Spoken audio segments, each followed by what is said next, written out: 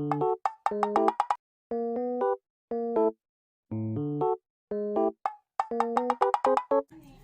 everyone, I am Teresa Januniasa Peligro, a first-year nursing student in Butuan Doctors College.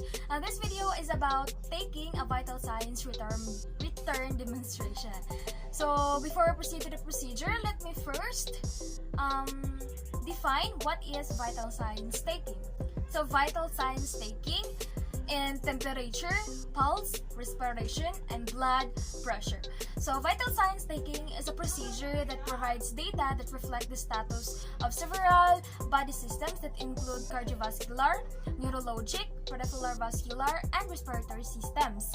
The sign of basic physiology is reflected in body temperature, pulse, respiration, and blood pressure. Measure temperature first, followed by pulse, respiration, and blood pressure and the oxygen saturation.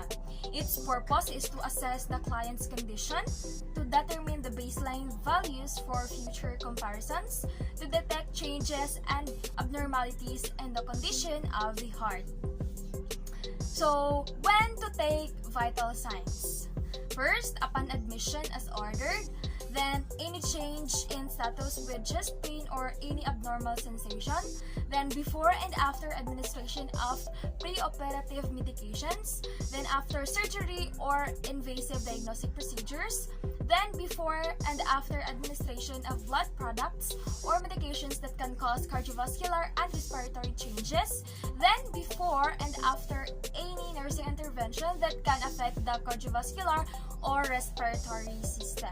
So the equipment or the materials that we are going to use for this procedure are first thermometer, tympanic thermometer, digital oral auxiliary, and rectal thermometer, then stethoscopes, sphygmomanometer with the appropriate cuff size, watch with a second hand, pulse oximeter or swab or cotton ball soaked with alcohol, then sponge towel, paper bag, then record form sheet, ballpoint pen, either black, red, or blue, then tray to put the equipment, then the toilet paper.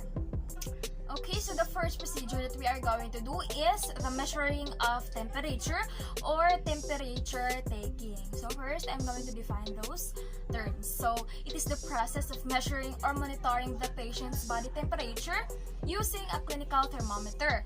It may be taken through the axilla, orally, or through the tympanic membrane. Normal axillary temperature range is 35.4 to 37 degrees Celsius. Then the normal oral temperature is 35.9 to 37.5 degrees Celsius. Then for the tympanic temperature is 36.7 to 38.3 degrees Celsius. Then temperature below 36.7 degrees Celsius represents hypothermia and can be a result of prolonged exposure to cold, hypoglycemia, hypothyroidism, starvation, neurologic dysfunction, or shock. Temperature above 38.3 degrees Celsius represents hypothermia and can indicate bacterial, viral, or fungal infections, an inflammatory process, malignancies, trauma, or various blood, endocrine, and immune disorders. For the purpose of the procedure is to determine body temperature, to assist in diagnosis, to evaluate patients' recovery from illness, to determine if immediate measures should be implemented to reduce dangerously elevated body temperature or conserve body heat when body temperature is dangerously low, to evaluate patients' response conserving or heat-reducing measures have been implemented. Temperature below 36.7 degrees Celsius represents hypothermia, while the above 38.3 degrees Celsius represents hyperthermia. So now we are going to proceed to the first procedure that we are going to do is taking axillary temperature.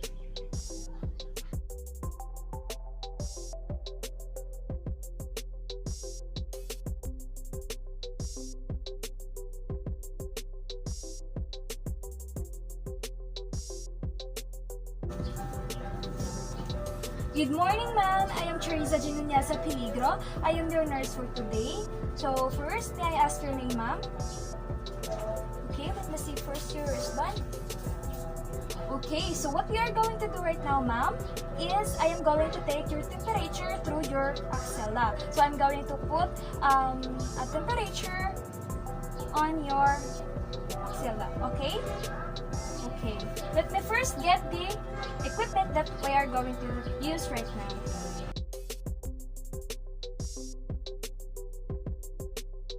Okay, ma'am, so we are now ready to do the procedure.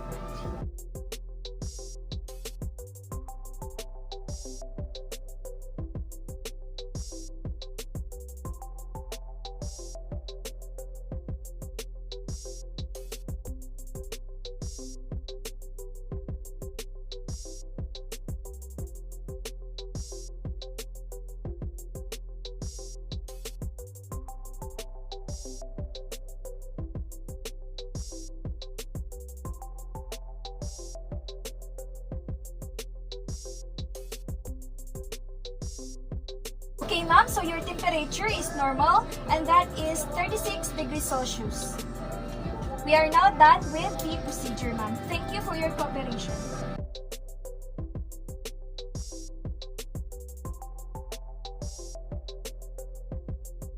Then now we're going to proceed to the next procedure, which is the taking of oral temperature.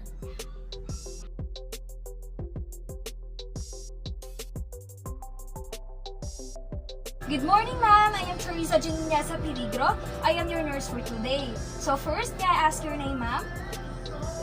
Okay, let me first see your wristband. Okay. Okay, ma'am. So I'm going to put a thermometer in your mouth to get the temperature. Is that okay with you, ma'am? Okay. Now let me get first the equipment that we are going to use.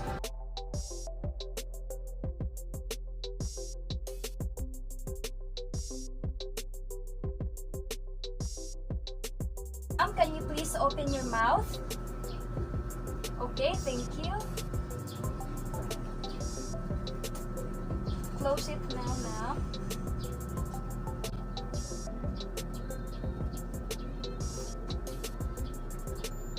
Okay, thank you.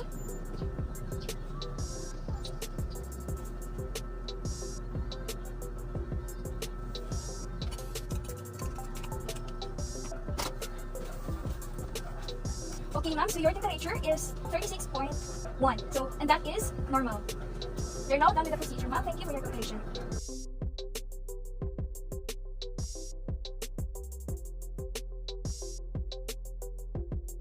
Then, the next procedure is taking tympanic temperature.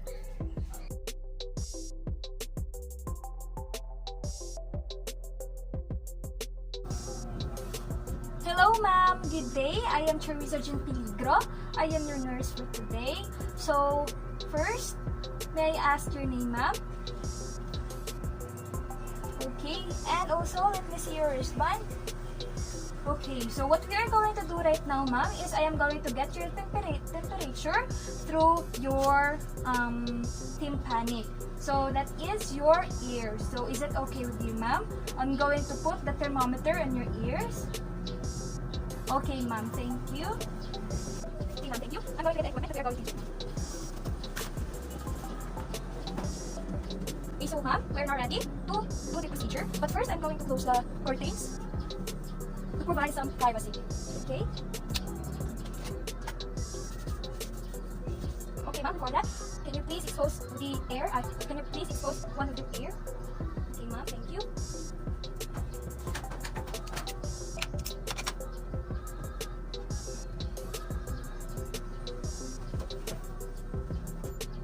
Okay, ma'am, I am going now to insert the thermometer in your ear.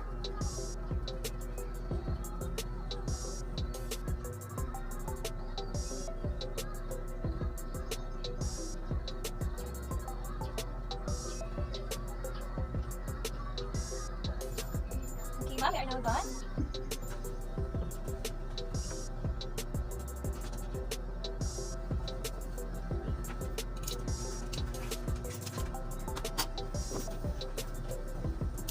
Okay, ma'am, so your temperature is normal. Thank you for your cooperation, ma'am. We are now done with the procedure. Thank you.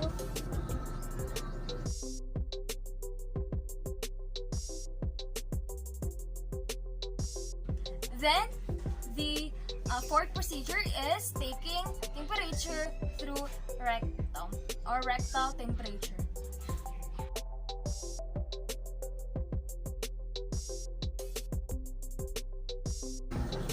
Hello ma'am, good morning. I am Charissa Ginuniasa Piligro. I am your nurse for today. First, may I know your name ma'am? Okay, and also let me see your first band. Okay, thank you. Okay, ma'am, so what we are going to do right now is I'm going to get your temperature through your anal, through your penis po. So, I'm going to position you in a same position to expose your anal area. And also, I'm going to put the thermometer in your anal, and I'm going to get the temperature. Is that okay with you, ma'am? Okay, thank you.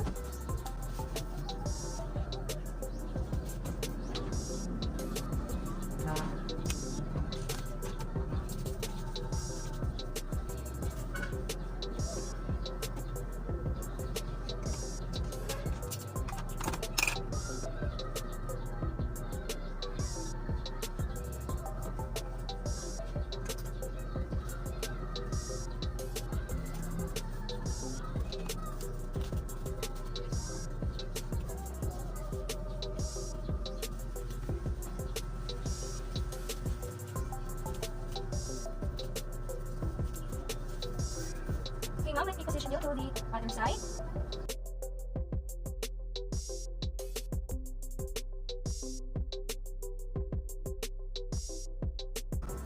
Okay, ma'am, I'll assist you to expose your anal area.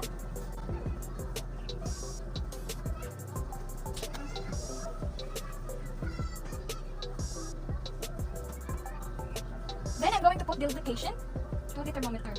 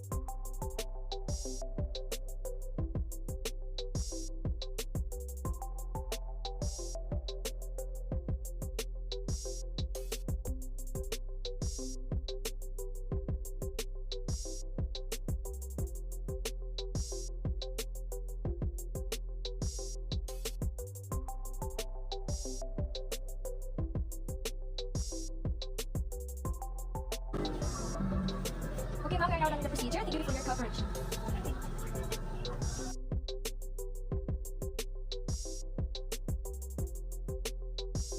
Okay, so we are now done with taking temperature in axilla, oral, tympanic, and rectal taking temperature. So now we are going to proceed and taking the pulse rate per minute. Before that, I'm going to define what is pulse rate. So it is a measurement of the heart rate or the number of times that heart beats per minute. As the heart pushes blood through the arteries expand and contract with the flow of the blood. Its purpose is to determine number of heartbeats occurring per minute. So, which is the rate, to gather information about heart rhythm and pattern of beats, to evaluate strength of pulse, to assess heart's ability to deliver blood to distant areas of the body, to assess response of heart to cardiac medications, activity, blood volume, and gas exchange, and also to assess vascular status of limbs. So materials or the equipment that we are going to use are the watch with second hand.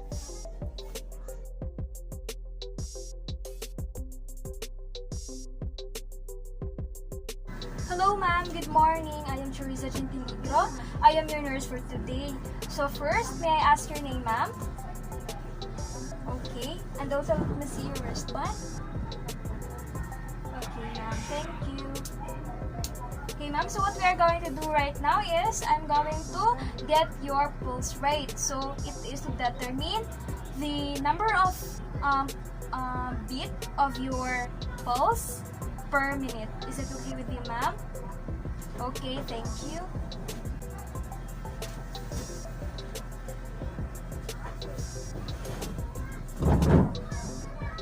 Expose your hand.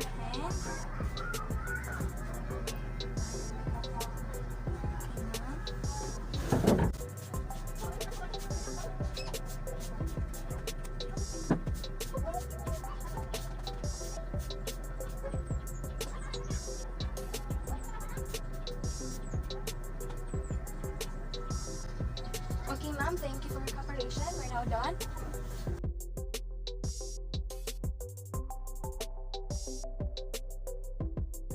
Then, the second to the last procedure that we are going to do is the respiration. Its definition is the number of breaths per minute, or more formally, the number of movements indicative of inspiration and expiration per unit time. In the practice, the respiratory rate is usually determined by counting the number of times the chest rises or falls per minute. The aim of measuring respiratory rate is to determine whether the respiratory are normal, abnormally fast, abnormally slow, or non-existent, or apnea.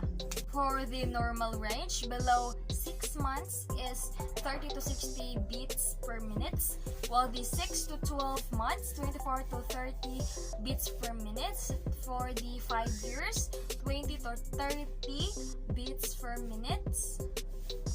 As to 6 to 12 years, 12 to 20 beats per minute. Then the 12 years to adult is 12 to 20 beats per minute. So its purpose is to provide valuable information about a client's physical and emotional health.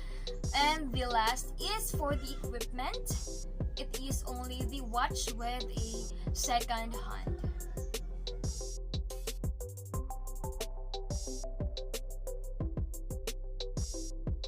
Good morning, I am Teresa Gentiligro. I am your nurse for today. First, may I know your name, ma'am? Okay, thank you. Let me see your wristband. Okay, thank you. So what we are going to do right now is I'm going to observe your respiration. And through that, I'm going to observe on how you are breathing freely. Okay, ma'am? Okay, thank you.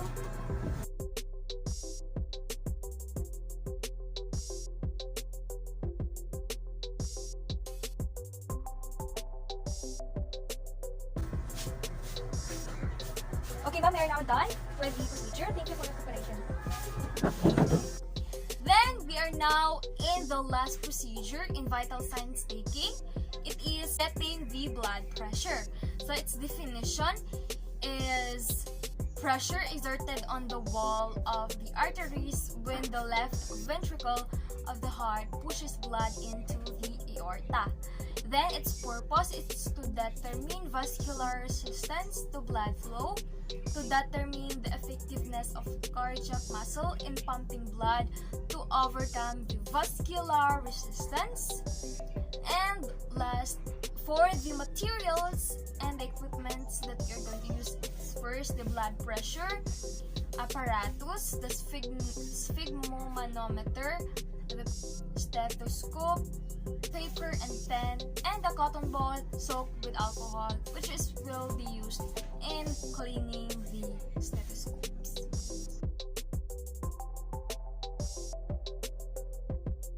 Hello, ma'am. Good morning. So, I am Teresa Gentiligro Peligro. I am your nurse for today. First, may I know your name, ma'am? Okay, and also, let me see your wristband. Okay, thank you.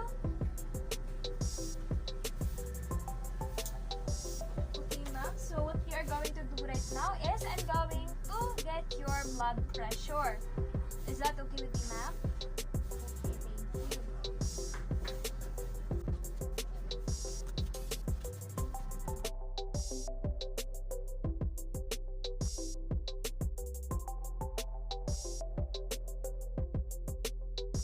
First, may I know if are you drinking coffee before you come here, or are you smoking? Okay, so no.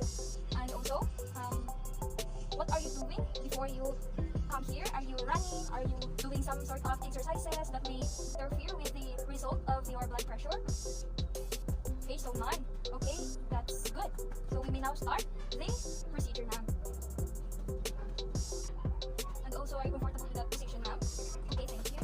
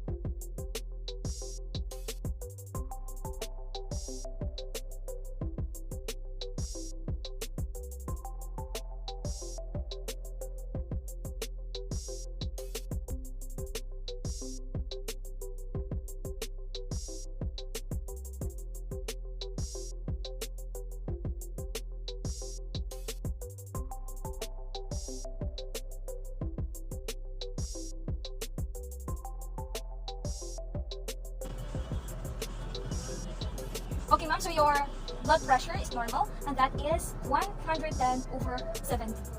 That's all, ma'am. Thank you.